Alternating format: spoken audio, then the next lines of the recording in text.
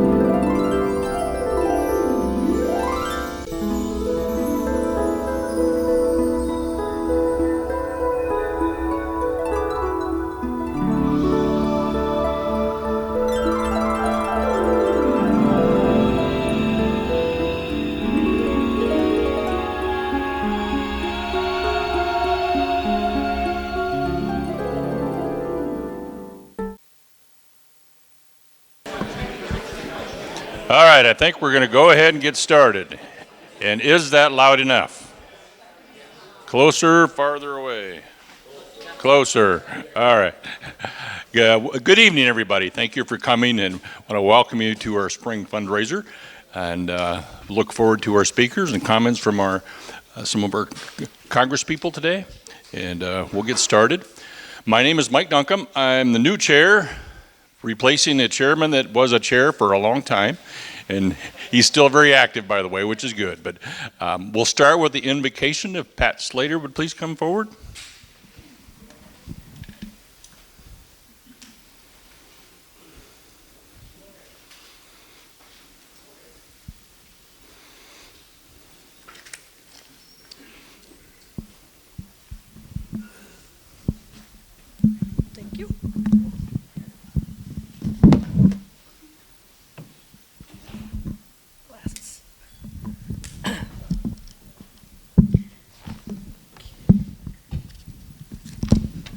Okay, Isaiah 43 verses 18 and 19 says, "Remember not the former things, nor consider the things of old. Behold, I am doing a new thing. Now it springs forth. Do you not perceive it?" There's a lot of new things going on in our country, and there's a lot of people that really don't like it. Not just Democrats, but Republicans. We've never done it this way before. But I don't know about you, but I trust God to do it right. That there will be a new thing in a new way, and it will be better. Let's pray. Gracious and Heavenly Father, we thank you that you call us to be your people, that we can trust you and follow you and know that you are by our side. It's in Jesus' precious name we pray. And everybody said, Amen. Thank you, Pat. Please rise for the Pledge of Allegiance.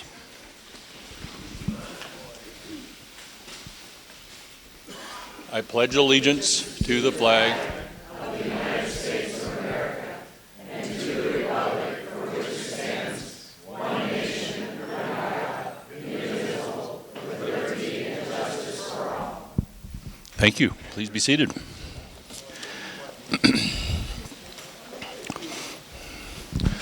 All right, I'd like to start with just recognizing a few people, especially our dinner tonight was done by Marilyn's Catering again. She always does a fantastic job. And we had a great group of servers, and we appreciate that. And most of all, we really appreciate the desserts. And there's still a few out there. So let's give them all a big hand for helping with dinner.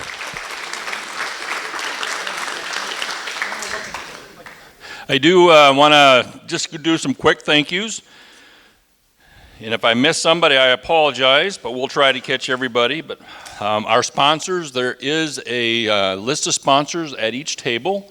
and we certainly appreciate the group of sponsors that are extremely important in putting this event on and helping us raise funds for our elected officials. So we should give a hand for all the sponsors, if you would, please.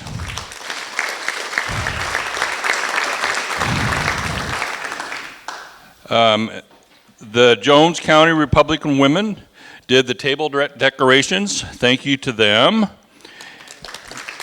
Paul Kurt is standing right there, and Paul helps with the sound system and doing a little videotaping as well, and we very much appreciate that. A couple people that I still want to recognize for doing a lot of work for this fundraiser. Kim Talkie takes the lead and makes sure everything gets done, and Gerald still is very active in helping make sure this comes off without a hitch. So we very much appreciate their work.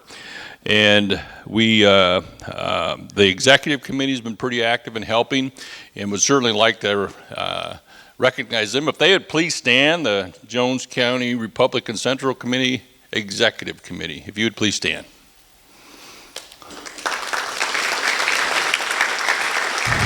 Thank you. A good group of people. We don't always agree with everything, but we figure out how to get it done. And we also very much thank the members and the guests for supporting our fundraising event this evening, and your attendance and your support is very important. Did I miss anything from a thank you standpoint? Did I catch everybody? We'll start with recognizing some people. We'll start with the courthouse. We have one person here from the courthouse. And Sherry said she really didn't want to say anything, but she'd wave her hand. So wave your hand, Sherry. Thank you very much. We do have one of our supervisors that snuck in. Derek Hall is in the back. He would also like just to raise his hand and say hi. Thank you, Derek. And I would like to introduce our Congresswoman, Marilyn Miller Meeks. She is here fresh from Oklahoma, I believe, and we're very glad she came this evening, and she wanted to make a few comments, and she'll probably take a few questions as well. So I'll turn it over to her. Marilyn. Thank you so much, Mike. So I might get away with this for a couple of more years, but Winston Churchill said the best speech is like a woman's skirt, long enough to cover the subject, but short enough to gain interest. So hopefully I'll do both of those. The reason I was in Oklahoma, it was a very quick trip. I was invited down to a conference on powering AR. And many of you know that I'm on the Energy and Commerce Committee. I've started talking about energy actually when I went to Congress in 2021. And I'll just give you a little example of this. So the Cedar Rapids power plant produces about 256 megawatts of power. The new data center that's going up in Cedar Rapids will need about 500 megawatts of power.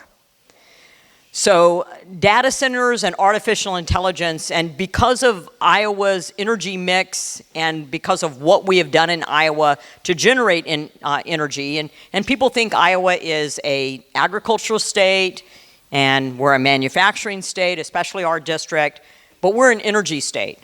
And so when I was trying to get on the Energy and Commerce Committee, I said, look out Texas, Oklahoma, Louisiana, Pennsylvania. Iowa's an energy state.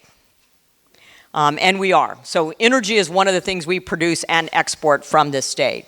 But data centers will consume about, most people say about 500 megawatts to 2 gigawatts. That's enough to power the city of Des Moines. So the amount of energy consumption is vast. And so I was down at this conference, and Secretary Burgum was there, and EPA Lee Zeldin, and Secretary Rollins, and then Secretary Wright. But it is a big deal. And we do not make enough energy. Energy demand has gone up. It's been 3 to 5%, but now there's a rapid accelerant. Now, why is that important? We have long said as Republicans that energy security is national security.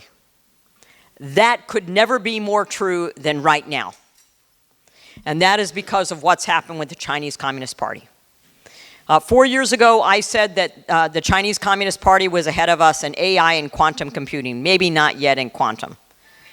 But it became very obvious to people and apparent that they were when they had the release of DeepSeek, because they did AI with DeepSeek with not the high-powered chips that we're using. So it is a national security imperative that we beat China in AI. Absolutely 100%. And to do that, we have to have energy, all forms of energy. And we can talk about that on another occasion. I'm happy to do that. So that's why I was in Oklahoma, and I was hoping I could get a plane back with all the cancellations. So wonderful to be here. I wasn't trying to skirt out to a different state. And I'm not running for Congress in a different state. I'm just going to tell you that what's in Washington, D.C., the tenor is, okay, people ask me when we're going through the line, oh, it's great to have you here. Are you happy to be here? I go, absolutely, I'm here. I'm in Iowa, and there's no protesters.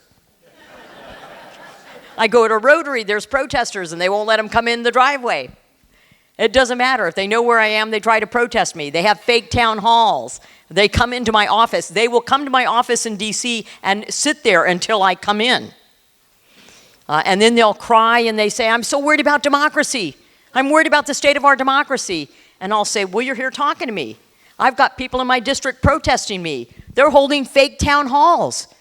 Democracy is alive and well, unlike the last administration, where, guess what? They were pressuring social media companies to suppress information, to censor you, to deplatform you, but purging people out of the military and out of law enforcement, but yet you're here talking to me. You're sending me emails. We're answering them. You're protesting me. Democracy is alive and well under the Trump administration. But it doesn't stop there. Doesn't stop there. We have a telephone town hall. I think we're going to do it Tuesday. We're going to try to do it Monday, but Tuesday night, so be on the lookout. We did our telephone town hall in February. They shared the number. The first 35 minutes were all Democrats, which is fine. It's not a problem. You know, we take the calls. We answer the questions. But it was all Elon Musk and Doge, and you're cutting Medicaid. By the way, the budget reconciliation bill we passed did not cut Medicaid. It didn't cut Medicaid, number one. Number two, it didn't cut Medicaid by $880 billion. What it did task was the entire Energy and Commerce Committee has to come up with $880 billion in savings. That's what it did. So I'm listening to all this stuff on the telephone town hall when I come back, and I'm traveling and in hearings and on the floor of Congress, and it's Doge and Elon Musk and blah, blah, blah, blah, blah. So I'm giving a speech on the floor of Congress, and then my staff goes, she's going off, she's going rogue, she's going off script, which I do, not infrequently, especially when it was the COVID subcommittee, I would go off script a lot. So I'm sitting, I just look up at the clock, and I had finished talking about the border, I'd finished talking about Cooper DeJean at the Super Bowl, and then I just go, I'm compelled to remind my colleagues, I've heard a lot from my colleagues on the other side of the aisle and in the media about special government employee Elon Musk being unelected and unaccountable. I said, do I need to remind my colleagues and the media that everybody in the federal government is unelected and unaccountable? The only person in the federal government elected and accountable is the president and the vice president. Everybody else in the federal bureaucracy is unelected and unaccountable. I said, do I need to remind them about Dr. Fauci? Unelected, unaccountable, and got a big paycheck. What about Lois Lerner? Do you all remember Lois Lerner under Obama? What about Lois Lerner? What about ACORN, that little non-government organization that got federal government money to do what? To go out organizing for America to campaign for President Obama. So please refrain from saying unelected and unaccountable as if that's a bad thing, because everybody in the federal government, except your elected officials, is unelected and unaccountable. They are unhinged. Now, that doesn't necessarily mean it's good for us, because while they're unhinged, they're raising money. And they are raising money hand over fist. And what I want to convey to you is that to win this seat, last election, the Democrats outspent us by 50%. I'm not a slacker when it comes to raising money for us to keep this seat. I raised over $5 million the last 2 years. This race was a $25 million race. The Democrats outspent us by 50%, $5.5 million more than the Republicans all in. And we have a primary, and that's fine, but I'm going to tell you what happens. Historically, you lose the majority. The majority party loses seats in the House in the midterm. In 2018, Trump's first term, we lost 40 Republican seats and lost the House. If we lose the House this time, what happens? It's more than we don't get anything done. I already told the administration and leadership back in January, I am willing to get unelected to pass Tax Cuts and Jobs Act. It is that important of a policy. It is our biggest priority. Myself and Jason Smith and others finally got everybody on board, fighting with everybody to have one big, beautiful bill. We have to get it done, and we have to get it done now. It is that important a policy for us. But they're gunning for us. That's what all the protests are about. That's what all the fake town halls are about. They think they can intimidate you. They think they can bully you. They think they'll talk your ear off and, you'll give up. I'm not giving up, people. We're going to keep this seat because not only will we not get anything done if we don't keep this seat in 2026, it will be nothing but impeachment for 2 more years. It is massively important. So for you all to be here today, for you to help the party, to help Mike, to help Gerald, to help the rest of the Central Committee, to help Jones County is critically important. And it seems like the election's a long way away, but I already raised $1 million this past quarter. And I will continue to do what it takes for us to keep this seat and keep President Trump in the White House and make America great again. Thank you.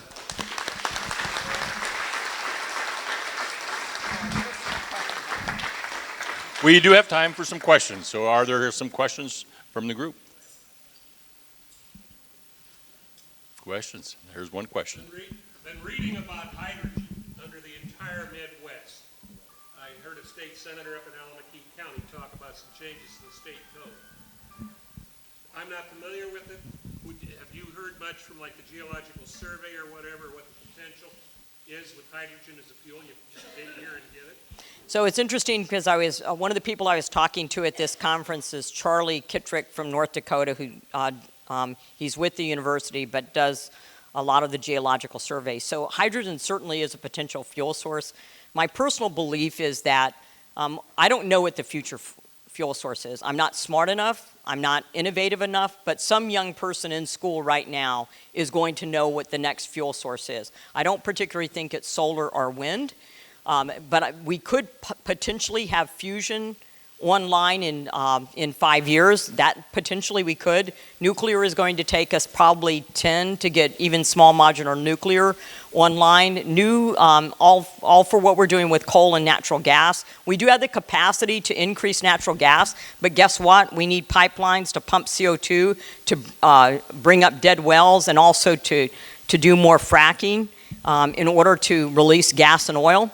It's one of the things people don't know. I just was talking to the president of Occidental Petroleum who said that exact thing, but we need more energy. So to your point, hydrogen is a potential fuel source. Under President Bush, he was, we were doing research. Hydrogen was going places, and then it's like all of a sudden it stopped, and I think it was because Obama wanted wind and solar. But we need all fuel types, and we also need innovation and research and development. We have to compete economically around the globe in the United States.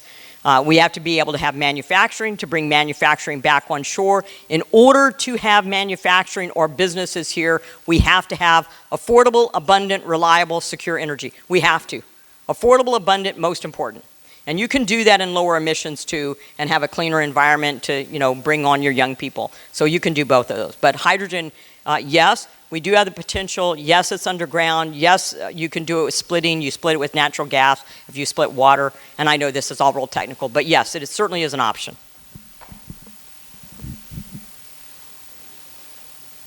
Y'all are going really easy on me. Okay, so are we going to pass tax cut and job reconciliation? Yes, we are.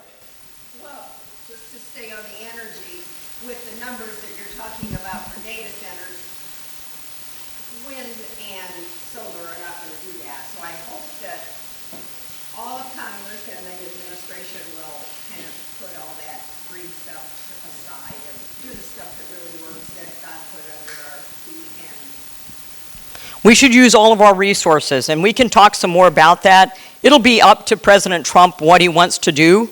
But I think, as I said, what we need is a national energy strategy, which is what we don't have. So how long it takes oil, how much oil do you have to get natural gas out? Because you have some natural gas that comes off. So there's a lot of intricacies in petroleum products, what chemicals come from petroleum products. So it is very intricate, but the bottom line, what I want to convey to you is we need energy, we need a lot of energy, and we need to make it domestic, homegrown, American energy. So, all right, thank you all very much. I appreciate it. Thank you, Congresswoman. All right, we'll keep on moving. I am going to introduce a couple people quick, and then we'll get Stephen Carey up here as well. But I do want to recognize there are some people here from central committees from other counties. If you want to stand up and be recognized, we appreciate you coming as well. Thank you.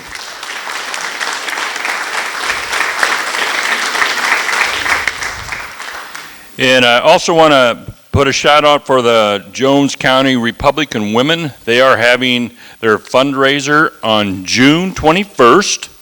They have a social at 4:30 to 5 p.m. and a program at 5. That's at Camp Courageous at the Durgan Pavilion, and tickets are $30.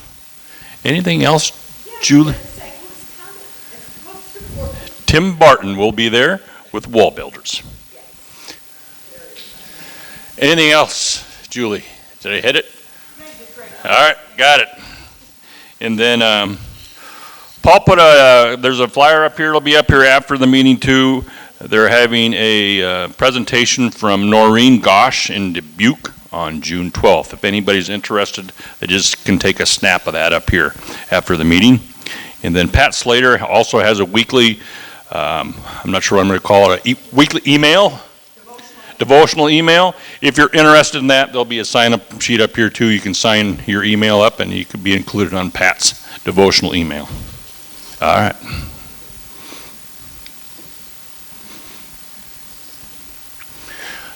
Next, I'd like to introduce our state senator and congressman, is that the right word? Representative. Stephen Carey are going to tag team a little bit, so we'll have both of them come forward, please.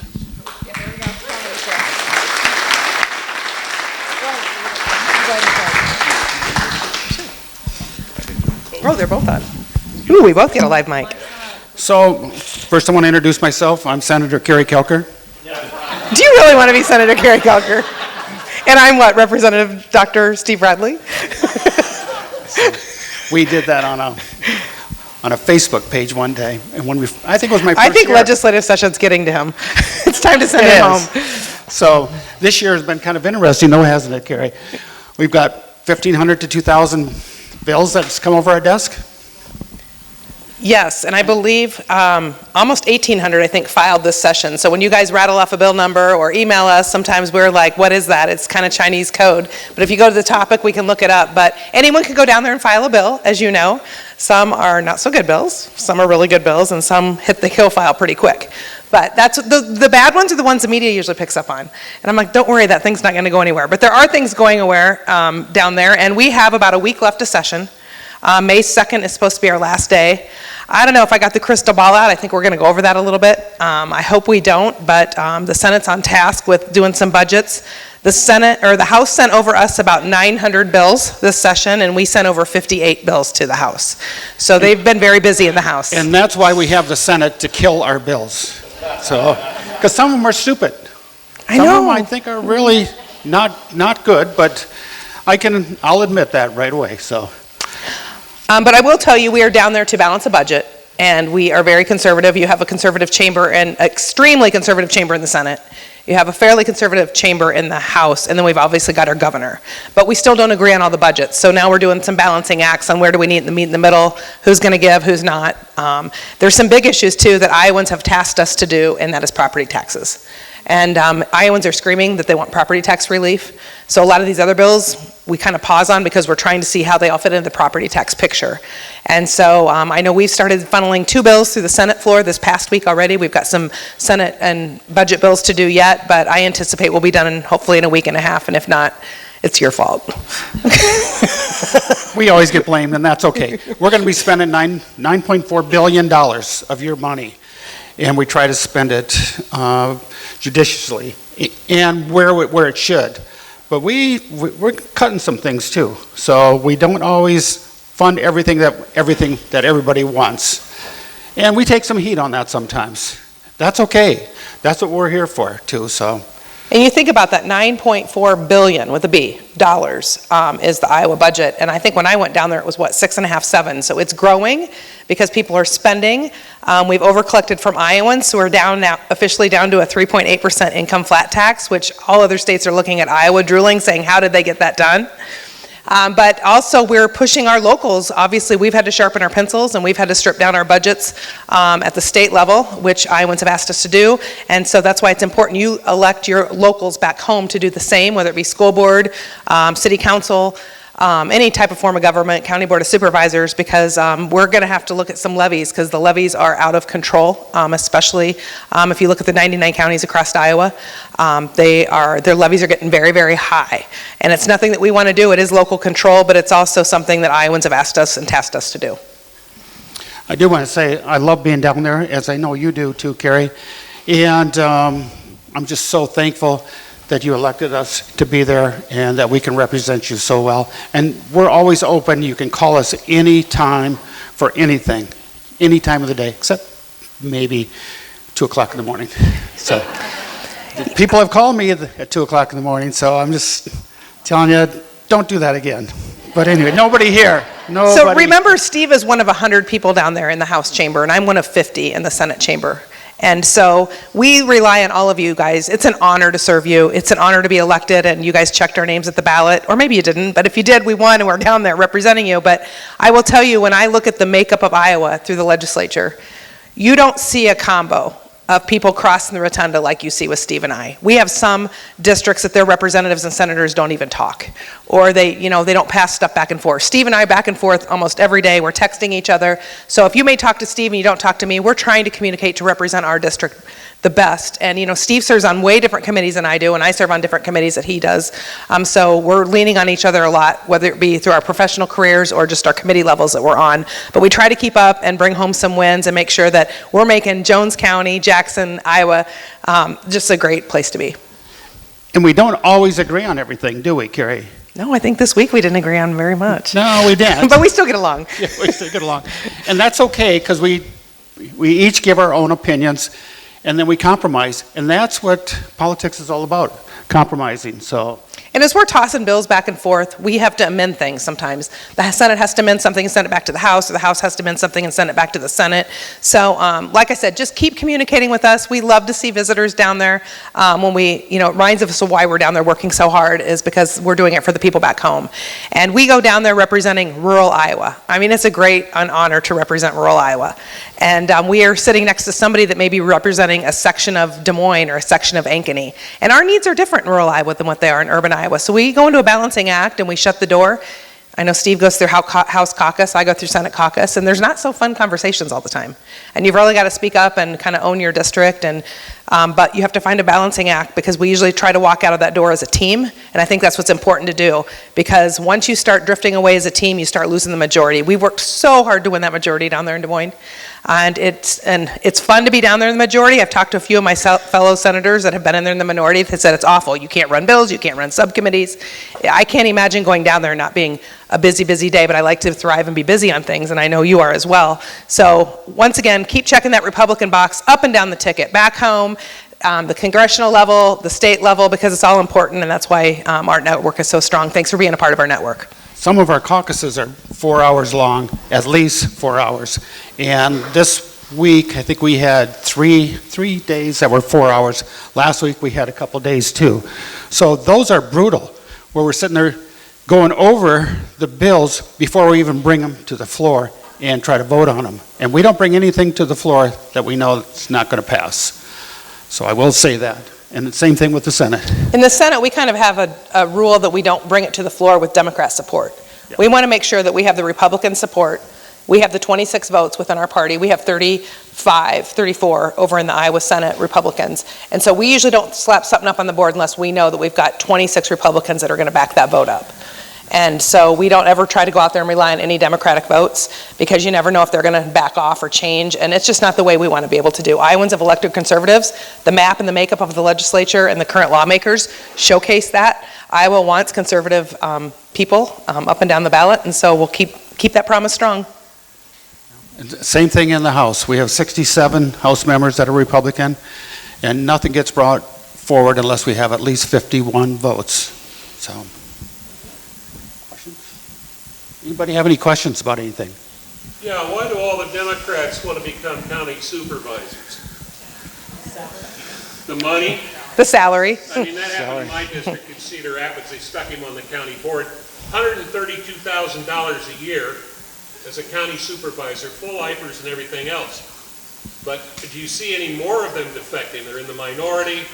Not in Jones County. We're lucky. We have a majority of, we only have one Democrat, I think. So. I just wonder around the state if more of them are becoming disillusioned and backing out and talking about not running again for the legislature. Cedar Rapids is a different animal. Oh, I know.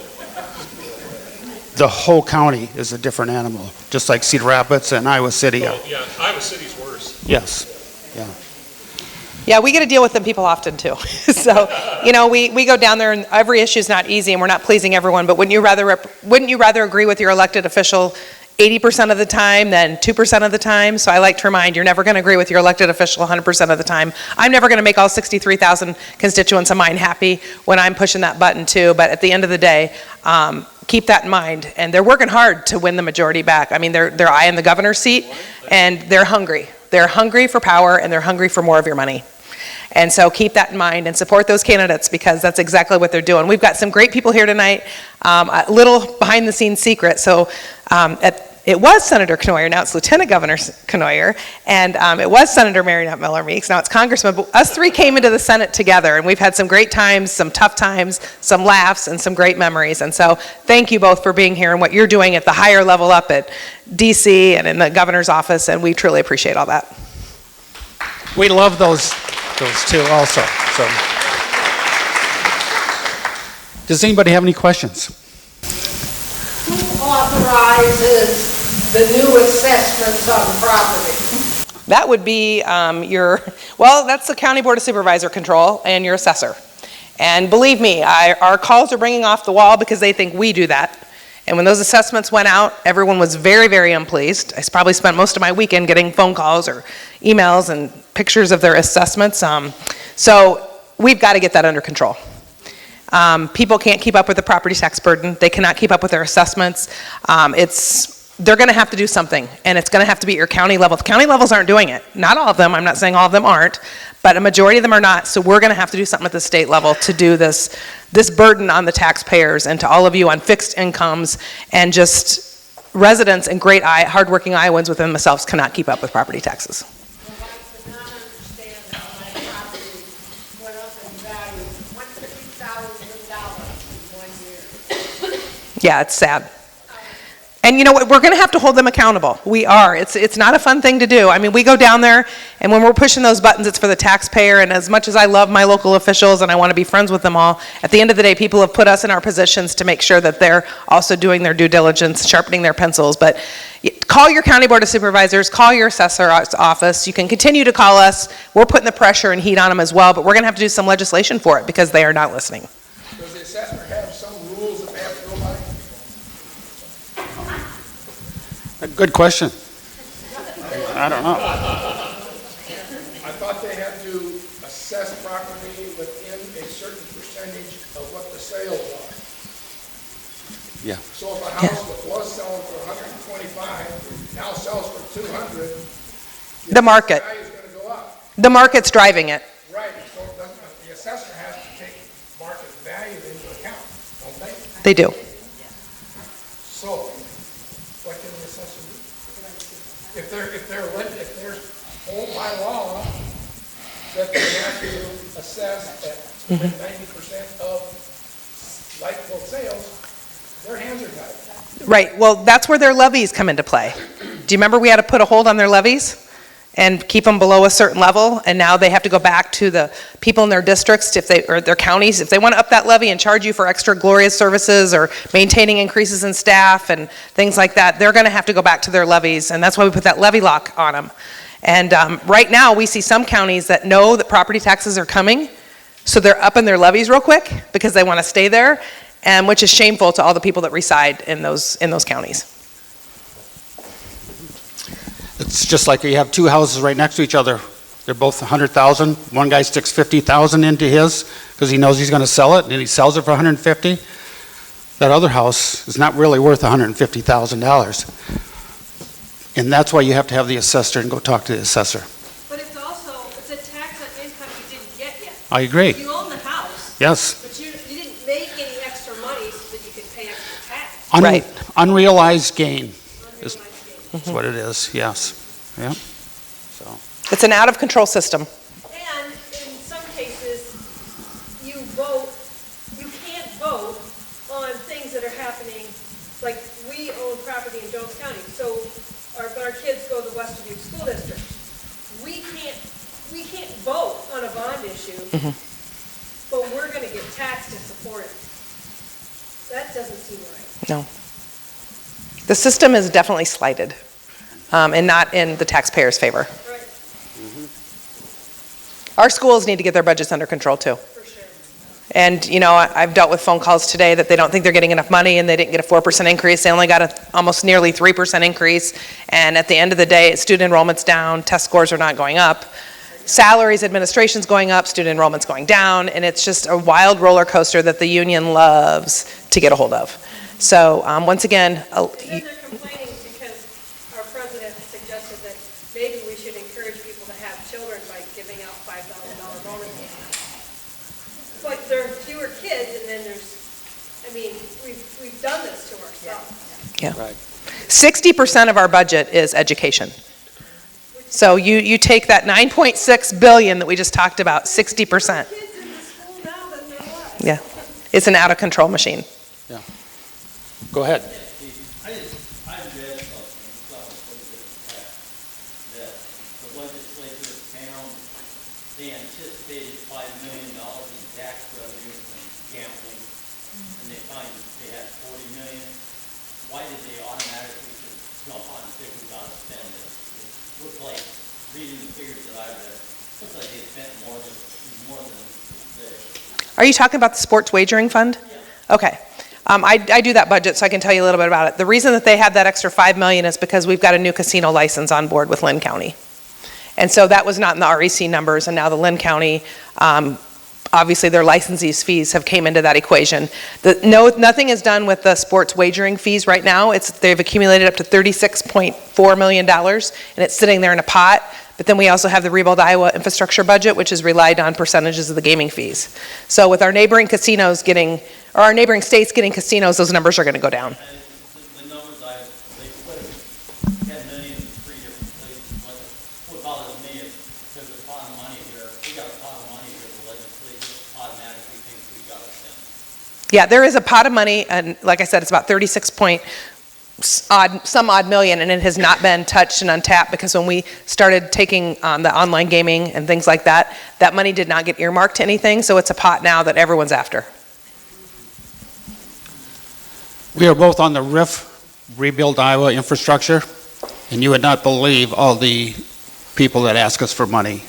I mean, it's daily, and it's numerous times It's like we have daily. Christmas trees we can just light up and write checks down there. Doesn't work like that. Yeah. Yeah. All right, well, I know you've got some other great speakers ahead of us, so Steve, I'm going to turn it over to you to introduce our next star of the evening. And once again, it's great seeing all of you. Thanks for the good food. Thanks for the tremendous support, the leadership from all of you. It's once again, once session winds down, you'll be seeing our faces more at the GOP meetings, but usually we aren't getting home till about midnight on Thursday night, so it's a treat to see all of you on a Thursday evening.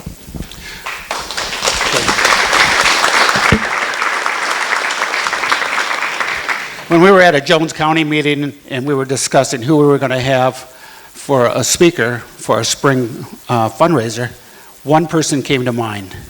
One person. Chris Cournoyer is the 48th Lieutenant Governor of Iowa.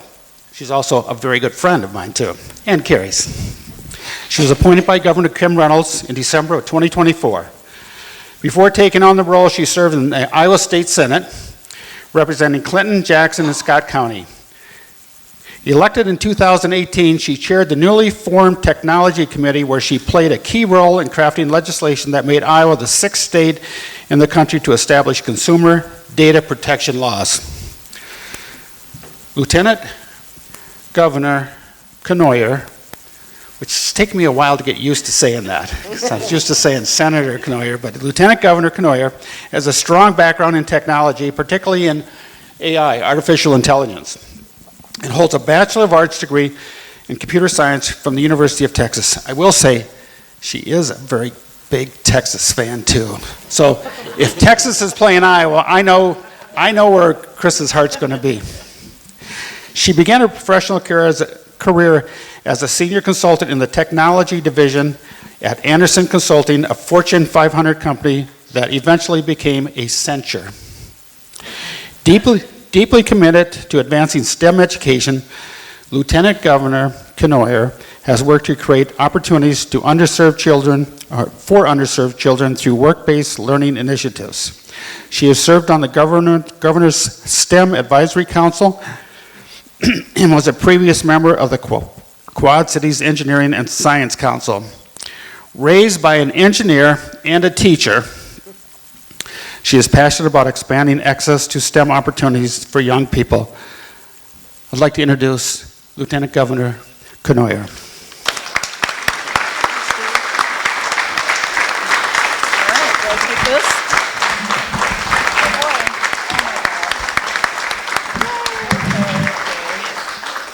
Well, thank you very much for that warm welcome, Steve. And thank you for having me here in Jones County in Monticello. I'm honored to be your keynote speaker tonight.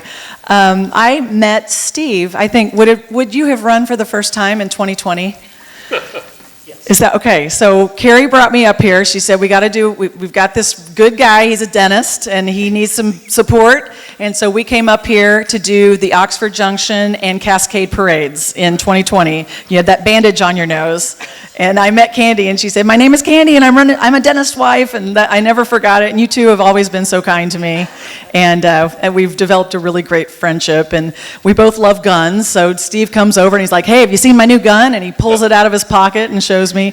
So, and then Carrie and I came in together at the Senate, and I mean, we just bonded instantly. We both represent very similar counties, and we have adjacent districts in the Senate, and we have done a lot of forums. We've done a lot of, I think we saved Steve at a forum in Bellevue last year. His opponent was shooting darts at him all night, and I thought, well, I'll just take some of those tough questions for him, and they didn't like that too much, but I killed a bunch of time off the clock, and they didn't like that either, did they?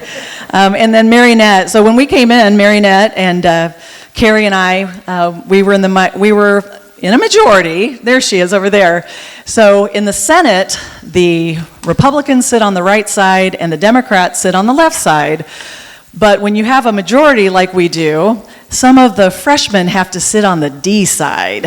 And so Carrie and Marinette and I all sat, Carrie and I sat on the next to the last row, and Marinette sat right behind us. And we were like the trio de fuego, and it was, I think Marinette has said, that is where Democrat bills go to die. So that's what we did. So we had a lot of fun there. But so just a little about me. I know some of you don't really know me that well, so I wanted to take just a few moments to just introduce myself. I got appointed to Lieutenant Governor 4 months and 8 days ago. So thank you. Oh, thank you. It was on December 16th, and it was right smack in the middle of wrestling season, and I am a wrestling mom. I have twin boys that wrestle, 157 and 165, and they are both state qualifiers, and so I got right in the middle of wrestling season, and I can tell you one thing, being Lieutenant Governor is a lot easier than being a wrestling mom, especially when they wrestle back to back. Any wrestling parents, grandparents out there? You know, you feel it. I'm not one of those crazy wrestling moms, though, because there's a Facebook page in the Quad Cities.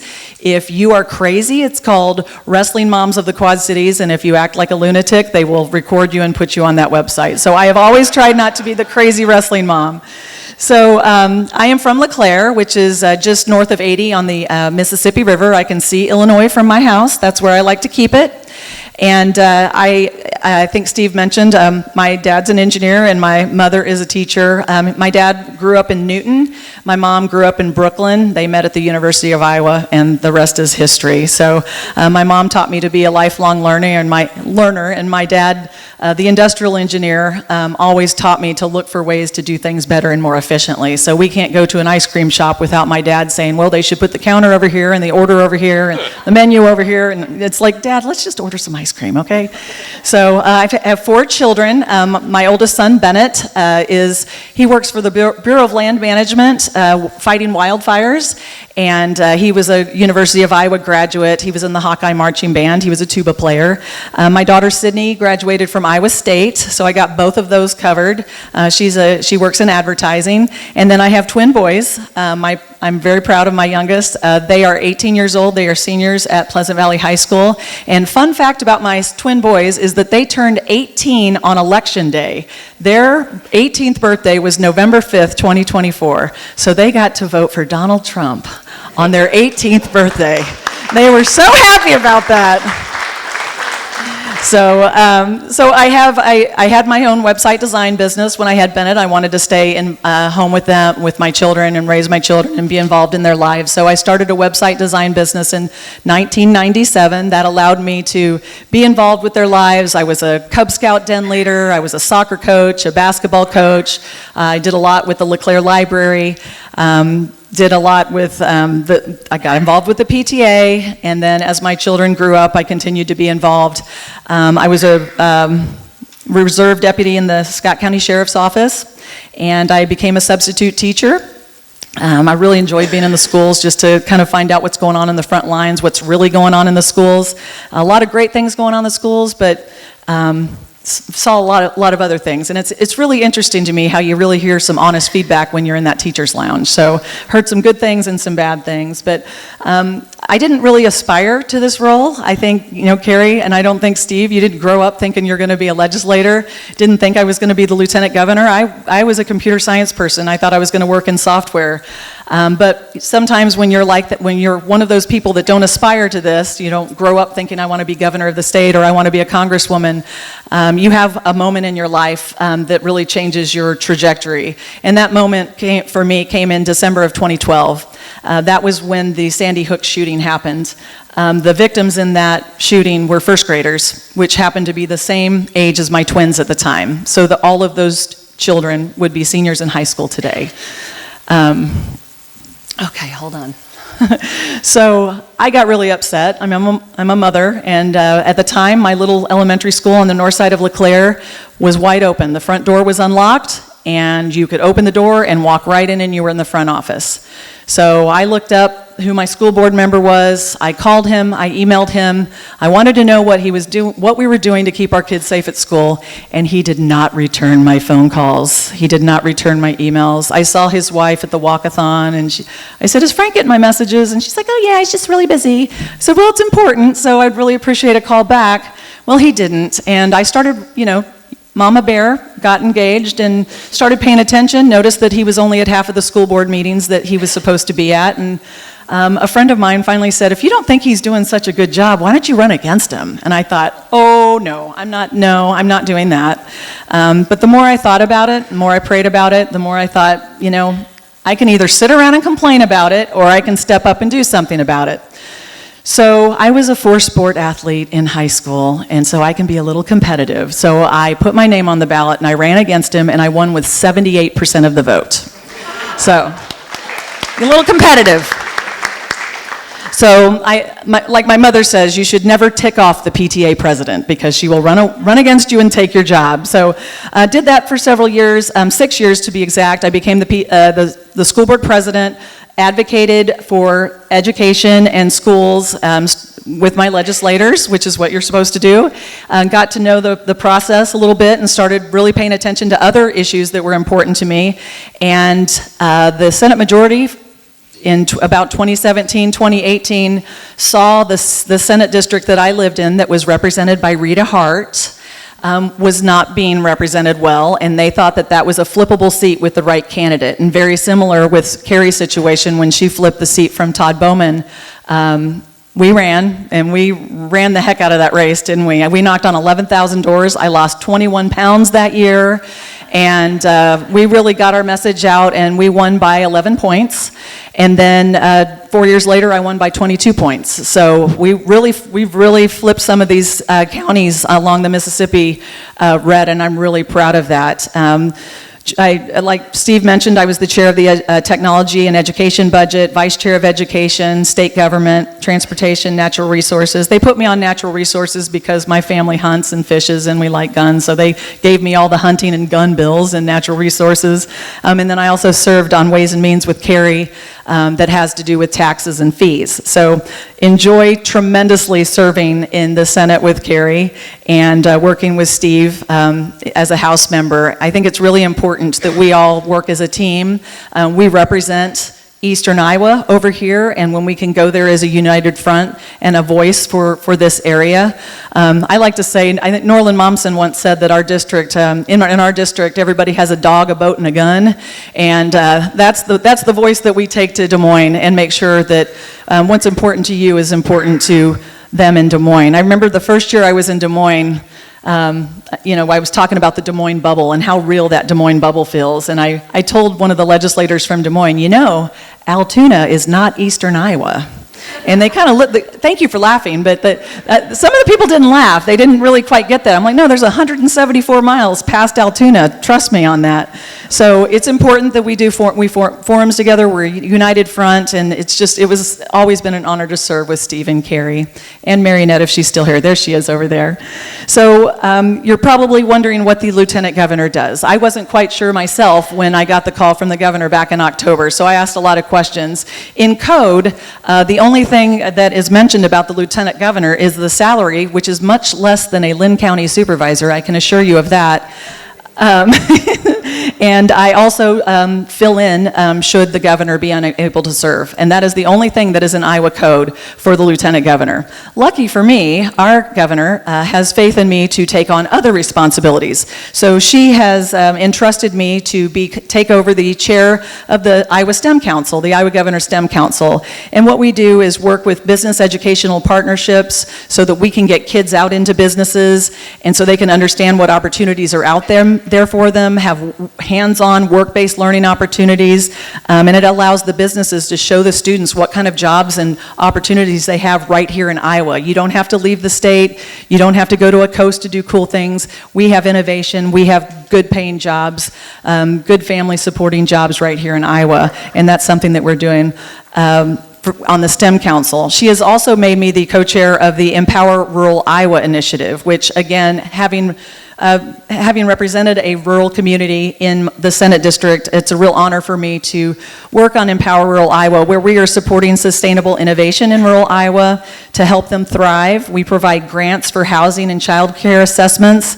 We provide economic development leadership support, and we have a team that can go out and help identify needs for communities, help prioritize those needs, and then make plans for action and implementation. We just gave out $400,000 for rural grocery store grants to help with some of the grocery store deserts that are out there. We also have implemented something that my predecessor, Adam Gregg, found out when he went to Israel. They have something over there called Israel United First Aid, which is how they help with response time in rural communities for emergencies. So we call it Iowa United First Aid, and it allows us to deputize or give go bags to citizens. We give them training in basic first first aid, like stop the bleed, CPR and such, and they have a bag, and they have an app on their phone, and when a call comes in, and EMS calls come in, if they're online, they can say, I'm near that, I can be there, and they can head to the call so that they can get there before the ambulance does. Sometimes in our rural communities, it can take 15, 20 minutes or more to get to a call, and if we have a volunteer that's nearby, they can get there sooner and provide some comfort and aid and stabilize that patient until the ambulance shows up. And it is already, we're piloting it in 3 counties, Cass, Calhoun, and Van Buren, and we just approved to expand it to 3 more counties in the next fiscal year. But it has already saved lives. There was a gentleman in Van Buren County that had fallen down a ravine, and had the volunteer not shown up there within 3 minutes in the position that he was in, he was not going to last until the ambulance got there. So it has already saved at least 1 life, and I know it has comforted many people who can have somebody there with them until the ambulance gets there. So great programs there in Empower Rural Iowa, and I'm really excited to be part of that great team.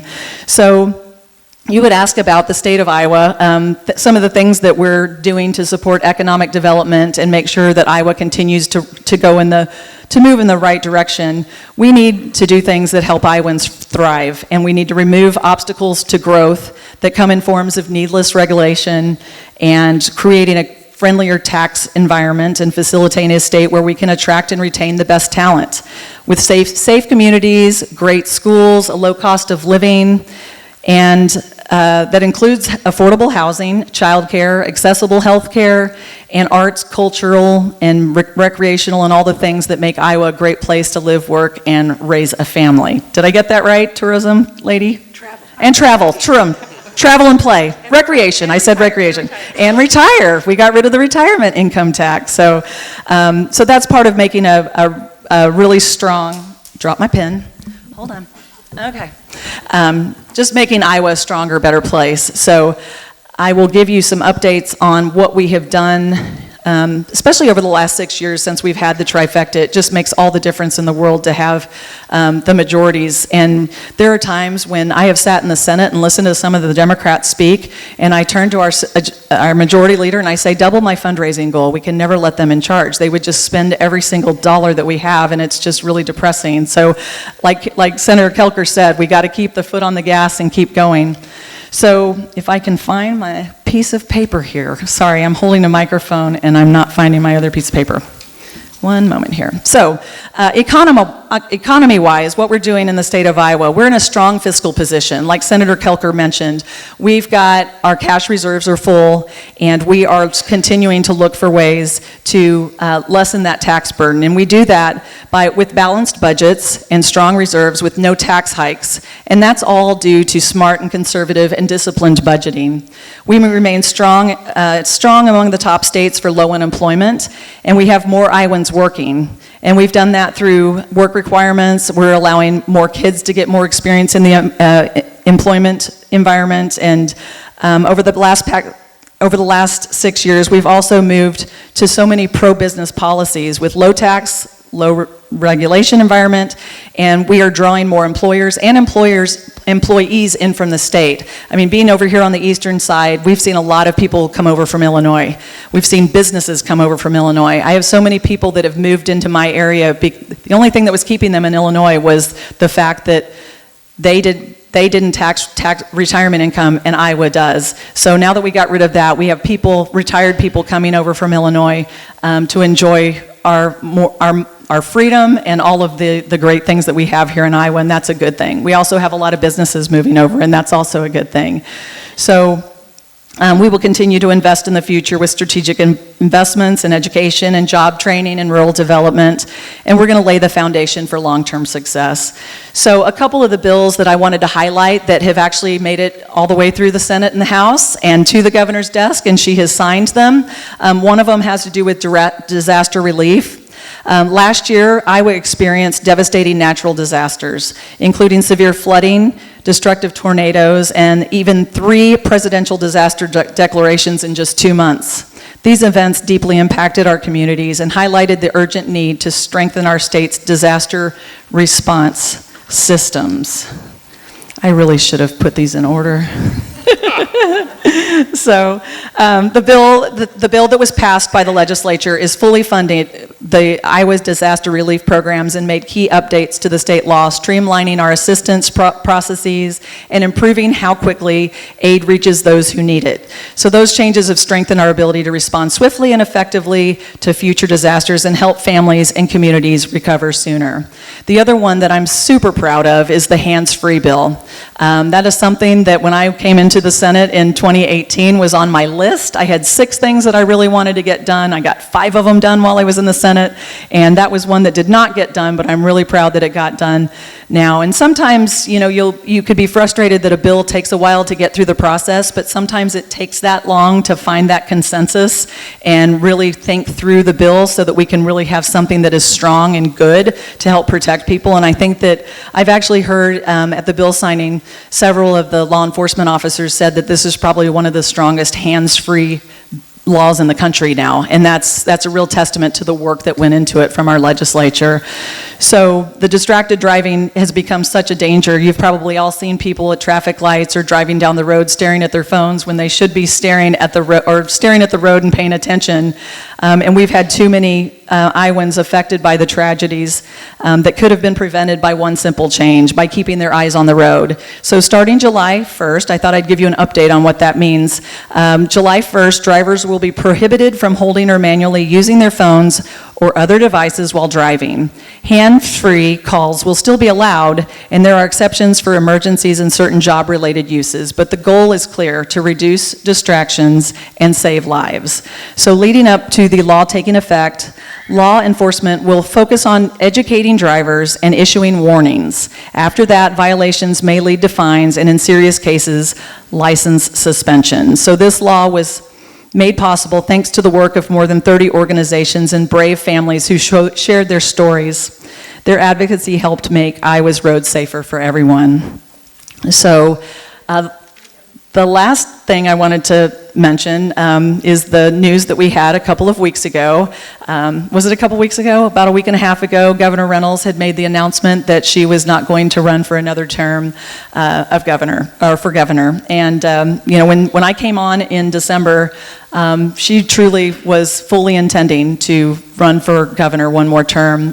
She still had things left that she wanted to do, and I came on thinking I was going to be the lieutenant governor for 6 years. But you know, God has a plan, and He likes to throw me some plot twists and little pivots every now and then. But you know, she really got to a point. Her parents are.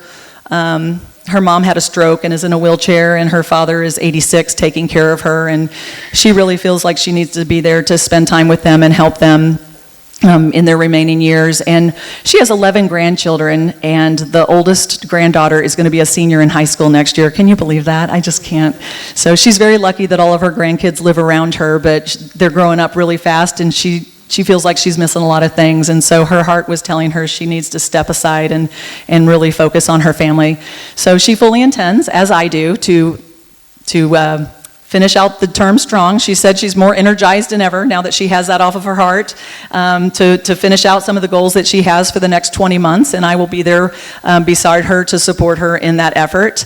And I know she's not going away. She's going to be engaged, and she is fully determined to make sure that our next governor is a Republican, so you will see a lot of her, I'm sure, in the next couple of years. But I just wanted to make sure that I mentioned that and addressed that, and if you have any questions, I would be happy to answer them. Yes, sir. Are you going to replace I had a feeling that was coming. So, you know, until the end of the term, should something happen to her, I would be replacing her. So that would be a yes. But I need to think very hard about like what, you know, my options are. I've only been in this role for 4 months. So those 4 months have included the holidays and the legislative session, so we really haven't been out and about. This is one of my first speeches around the state that I've had, so it would take a lot. I don't really have that statewide profile that I think is necessary to run for governor. I think Well, it's definitely an option. I'm not sure that it's the right option, maybe the right time for me right now, but there are other options. Should the person that we're anticipating to run on the Democrat side run, that means that the state auditor seat would be open. And I think we have seen the damage that is caused when someone who abuses the office is in that position. So it would be really great to have that back on our side. So that could certainly be an opportunity. I have my former Senate seat that I could run for, and or I could just go work at the Dollar General down the street. I don't know. I mean, sometimes that looks pretty good. But I truly, I really thought I was going to be a computer programmer and I was going to do software for my entire life. And I think public office is a calling, and I believe, and I've really enjoyed the public service that I've done. We've done some really, really great things over the last 6 years that I have thoroughly enjoyed. The people that are down at Des Moines, I think for the most part, are doing what's best for the citizens of Iowa. You know, something that people don't realize is that what percentage of bills are bipartisan? 94%? So you think we're down there screaming at each other all the time, but 94% of the bills are bipartisan. So they're not down there screaming. Of course, that's what you're going to hear in the papers, and that's what you're going to see online, because that's what gets the clicks. But truly, there's a lot of bipartisan work being down there, and I think we're trying to do what's best for all Iowans. So TBD on that announcement. But I think there's going to be a lot of shifting. There's a lot of talk about who's going to do what, and if this person does this, then who's going to take their seat, and there's going to be a lot of shifting, and I think it's going to be a wild ride for the next, well, at least through the primaries, it's going to be a wild ride, and then it'll be a wild ride through the general election. So hang on. Yes, sir. So Lieutenant Governor is required to move to Des Moines, or are you able to keep your family in LeClaire? I'm in LeClaire. I didn't move. So we don't have a residence or anything, so I commute back and forth. My boys are seniors in high school, so I'm actually staying home on Monday because they have a band concert, and so the governor's been very gracious knowing that my boys are seniors and I don't want to miss any part of their senior year, so sometimes I'll go, depending on what's going on, I'll either stay in Eastern Iowa, which gives Eastern Iowa a lot of love from the Lieutenant Governor, which is great for us, or I'll just go in for a couple of days a week, or it just really depends on what the schedule is, but yeah, so Carrie and I are roommates. Did you mention that earlier? Yeah, so Carrie and I are still roommates down there. Hardly see each other. We kind of keep different hours, but I still have my home in LeClaire, and my boys are going to graduate here in about a month, and then they're going to head to the University of Iowa, so I'll stay there for now, and I don't want to move to Des Moines, really. That doesn't appeal to me. I'm an Eastern Iowa girl. Yes, ma'am. Has the culvert debt been paid off? No, it does not. No, and that is absolutely shameful that we don't talk about that all the time. So what she's talking about is the culvert debt had to do with the iJobs program that they sunk how many millions of dollars? Do you know about this, Carrie? Because it comes out of my budget. Oh, do you want to talk about it? Well, it's still there. Okay. It's still there. We're paying back about $40 million a year till 32. Everybody probably doesn't know. You want to explain? So the Chet Culver era spent millions or billions with a B? So they spent millions and millions of dollars on an iJobs program.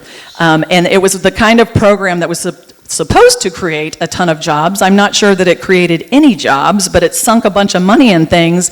And it was the type of debt that we incurred that we cannot even pay off early. So we are paying out of the RIF budget, how many millions of dollars a year? About 40. About $40 million a year comes out of the RIF budget that should be going into infrastructure around our state, and it's going off to pay for that just absolutely ludicrous program that Chet Culver put in place. Yes. Yeah, it's awful. It's shameful. How many years is that? It'll go through 2032. Yeah, 2032 or 2036. I'd have to look. And we really should be amplifying that more because it is shameful. Thank you for asking, because we really do need to talk about that more. It's absolutely shameful. And that's exactly what would happen if the Democrats got back in power. Tuition went up 50% almost when Bill Sack was in. There you go. Fun fact, Carrie just had a fun fact that Regent, Iowa State, and UNI tuition went up 50% under that regime. Can I say regime? So. Was that Will Tax or Betty Chetty that did that? Bill Sack. Okay. Any other questions? Yes, sir. What chance of funding the trust? For the conservation? I will. I will. Okay, so I'm in the executive branch now, so I don't get a say in that, but it really is it's really up to the legislature. That's something that I know we've discussed, as we have when I was on Ways and Means. We talked about how can we, so the trust that he's talking about is the recreational, what's the acronym? I'm sorry, I forget. I will. I will. So it's a trust fund that the next time the sales tax is increased, 3/8 of that penny would go into a trust fund for recreational and conservation. The problem is we don't want to raise taxes. So we've been looking for ways that how can we either remove that requirement to raise taxes to start the trust so that we can start funding that, which is important. We need to focus on recreation and protecting our environment and our natural resources, but we want to do it without having to raise the sales tax. So how can we do that in a manner? I think we've looked at ways to do it in a tax neutral way, but we just haven't quite come up with that formula yet. $400 million open checkbook, the way they have it written. How much? About $400 million open checkbook. Okay, so $400 million open checkbook if we had that. So we do want to fund that. We do want to find a way for it, and I know there's been a couple bills. It's been on the docket for the last couple of years, but we just haven't quite found a way to do it without raising the sales tax. Yes, ma'am. Are there really things that aren't getting done that we need that? I know that it was something that was talked about years ago. Do we really need to fund it? Are things not getting taken care of with the money that's already going out? And I know I'm asking them, probably not you. I mean, we have water quality, we have environment, we have recreation in our budget. So we are funding those things. I think that it's looking for a more sustainable funding increase. But again, it involves increasing the taxes, and we're really trying to avoid increasing the sales tax. That's not what we're there to do. But you're right, those things are being funded now. I think the reason everyone's taxes are so high is because we became a people that depended on the government for every little thing we wanted, and we have to stop that. That is correct. Thank you for saying that. But we're stopping at the federal level, and we have to stop it at this level too. Right. And if we're already taking care of things, we don't need to add something else. You know, I was just in a meeting with the governor where she said something very similar to that. The government cannot and should not solve all the problems. We can provide support, infrastructure, and we can provide grants and catalysts to get things going, but we should not be there to solve all problems. There are things that should be happening at the local level. There should be things that parents should be doing. There's a lot of things where, people are depending on the government schools to raise their children, and we need parents to get back engaged and be part of their lives and not expect us to do everything at the government level. So we need to have partnerships, public-private partnerships, continue that, make sure that there's skin in the game at all levels, but the government should not be there to solve everybody's problems. I agree with that. Yes, sir. When President Trump was running for office, he spoke of the 250th anniversary of the country coming up. Yes. And had mentioned the great fairgrounds of the state of Iowa as being a place to hold a celebration.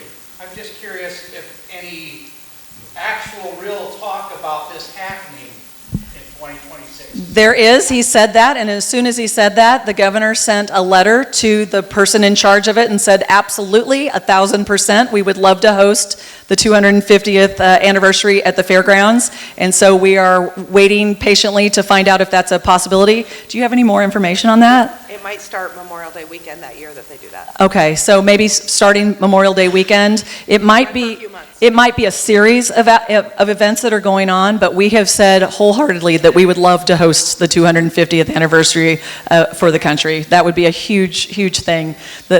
Yeah, President Trump speaks very highly of our state fair. It's iconic, and it would be wonderful to have it here. In fact, you probably heard about the commissioning of the USS Iowa, the new submarine, out in Connecticut. Congresswoman Miller Meeks, you were there, weren't you?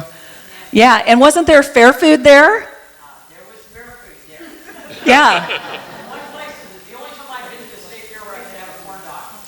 Yeah, so... I avoid the corn dogs at the state fair. So the state fair folks and the food people took out a bunch of fried food and made it a whole Iowa State Fair theme for the food. It was fantastic. It was a real, Chucky's Tenderloin. There you go. There you go. From Eastern Iowa.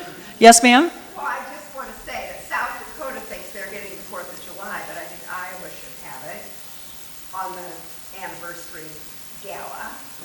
Well, we're trying. Our hotel rooms. Absolutely, absolutely. Well, the governor's very competitive. I don't know if y'all have noticed that, but she would love to have that here, and she is certainly working on it.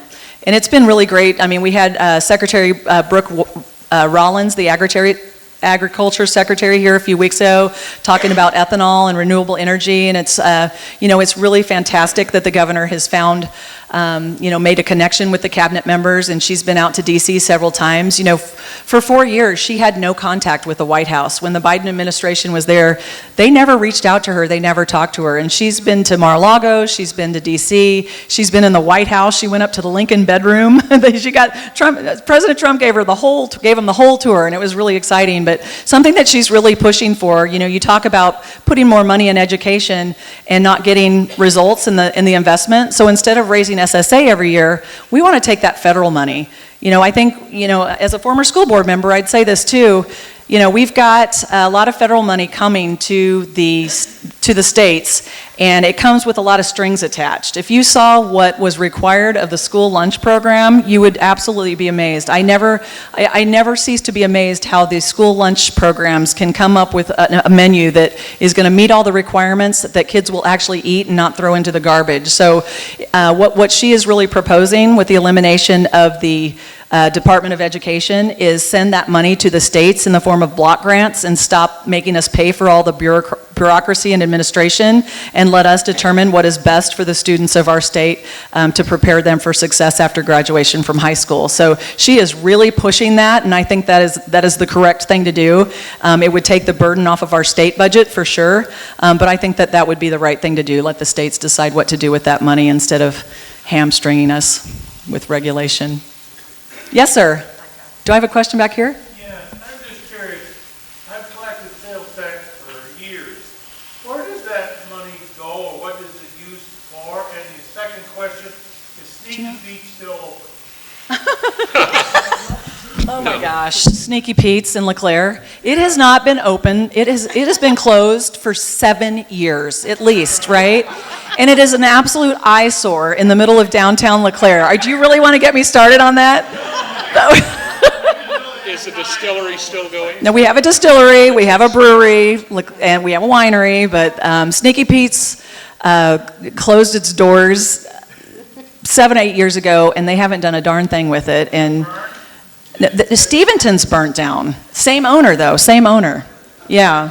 But they did clean that up within a couple of months. But the owner refuses to sell it. He said, he'll take $1 million for it, but most of it needs to be torn down. But it did used to be, the brick part of it used to be a hotel, which could be recovered and really turned into a neat, restaurant or boutique hotel or something. But he wants $1 million for it. And we do have some people that are working with the Iowa Economic Development Authority to see what we can do with historic tax credits and find some opportunities to put some, it's a brownfield, grayfield kind of refreshing, dilapidated or blighted properties in downtown areas. So we're looking at that. I actually had that conversation last week with one of the residents of LeClaire. So, and then you asked about sales tax. Yeah, I don't know what it is. What is sales tax? I have not a clue where it goes or what you do with it or anything. It goes into the general fund? Yeah, so it just goes into the general fund budget, the general fund. So the Department of Revenue takes in, we get our money from sales tax, casino revenue, help me out here, gas tax. Let's see, income tax. I wish I was looking at the, property tax is local. And income tax, thank you. Oh, income tax, yeah. So those all go into the general fund, and that's how we, and then we try to spend the money responsibly so it's not, the budget isn't growing every year. Will the sales tax go up or go down? Legislator would, That would have to go through the legislature, yeah. Yeah, something that we've done in the last couple of years is try to enshrine good tax policy into the state constitution. So one of those things is to continue to require a 2/3 majority of the legislature in order to increase income tax. Which, you know, if you think it's so important to increase income tax, I think you should probably put some skin in the game as a legislature and require a 2/3 majority. What was the other thing that went into it? That we would continue with a flat tax, that we would always have a flat tax. That was the other thing that was going to be in the Constitution as an amendment. 2/3 of the people would have to vote. Okay, 2/3 of the people would have to vote in order to raise the income tax. Any other questions? Political refugees. Portions of Illinois have voted to secede, including Hancock County across from Keokuk and Fort Madison. Other than the Rock Island County, do you think Iowa would be willing to take in any of those counties should they ever cut up Illinois? Oh my gosh. Indiana's after a bunch of them. They're escaping communist tyranny. I mean, there was a bill to take the southern counties of Minnesota this year, wasn't there? Yeah, you know, I mean, my boys played baseball with some kids from Galesburg, and it is an absolute travesty what the rural communities of Illinois have to put up with the Chicago machine. So I don't even know what would have to happen for that to take place. They should just move to Iowa. Tell them to just come on over to Iowa. It's hard to move your farm. Political refugees. Well, that is true. That is true. So, well, with that, so thank you so much for having me. It is such an honor to serve as your Lieutenant Governor, and it's an honor to be here with all of you, and I hope to see you many, many more times in the future. So thank you for your support of all of our Republicans, and God bless all of you in the state of Iowa. Thank you.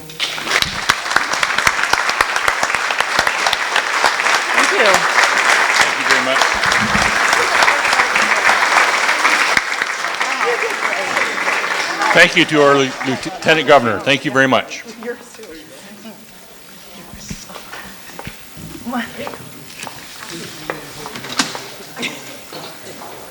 Thank you, Lieutenant Governor. We just have a couple things to finish up. I do want to mention we have scheduled our fall fundraiser for September 23rd, which is also a Thursday. So we have no details yet, but we just got a date reserved and it'll be right here. We do have some door prizes we want to give away. Dennis has all the goodies.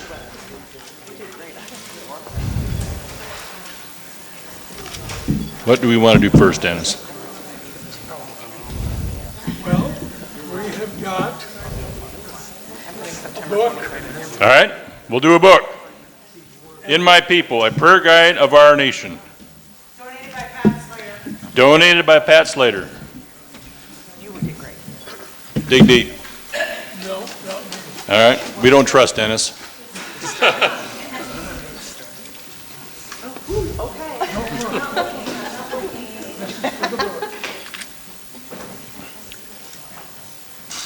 Dennis Mulford.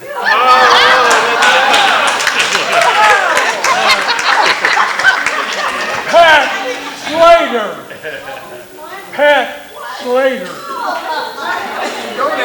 She donated. We better draw another one. Put her back in there. What is happening? Okay. The first one was a joke. How's that? You read it. Nancy Mulford?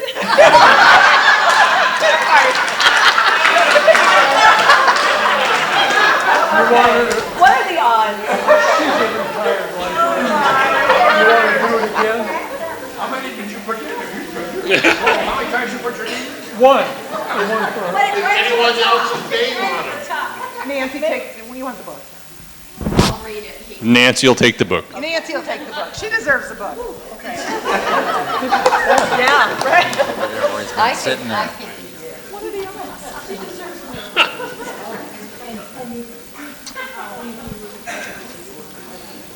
All right, we have a couple books that were donated by the Jones County Republican Women. The first one is The American Story, The Beginnings by David Barton and Tim Barton.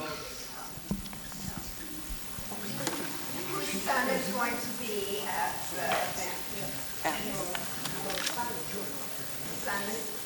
Alice Shemanik.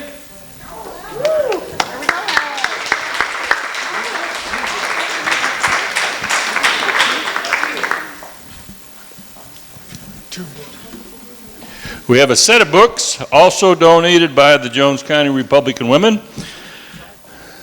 Wives of the Signers and Lives of the Signers. Bill Andrews.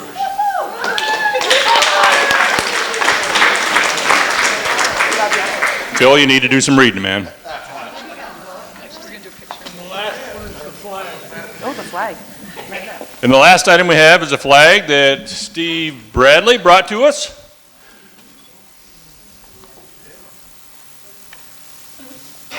Audrey Savage.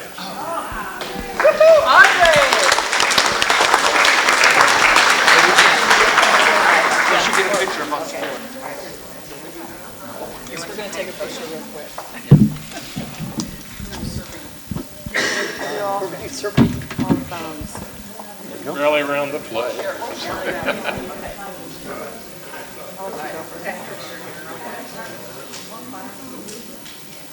Look intelligent, look happy, Wait, ignorance is bliss.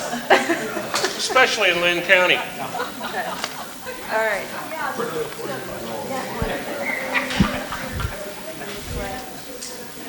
We've lost control. Hang on. I'll share it with you. I'll share it with you. Okay. I'll share it with everyone else. Just one quick item. There are some Right to Life posters on the way out that are also from the Jones County Republican Women, and those are free to whoever would like to take one of those. With that, again, certainly appreciate and thank everybody for coming tonight, especially our speakers, and they'll be around for a little bit. I know some of them need to run as well, but we very much appreciate you coming tonight, and we are adjourned. Thank you very much.